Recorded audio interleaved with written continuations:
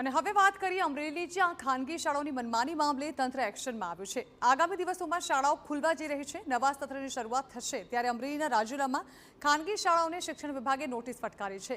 મહત્વનું છે કે ખાનગી શાળાઓની વધતી જતી મનમાનીના લીધે સ્ટેશનરી એસોસિએશને વિરોધ કર્યો હતો અને શિક્ષણ વિભાગને લેખિત ફરિયાદ કરાઈ હતી। ખાનગી શાળાઓ વિદ્યાર્થીઓને યુનિફોર્મ, પુસ્તકો, સ્કૂલ બેગ સહિતની વસ્તુઓ પોતે દર્શાવેલી જગ્યાએથી જ અથવા તો શાળામાંથી જ ખરીદવા માટે મજબૂર કરતી હોય તેવા આરોપ છે।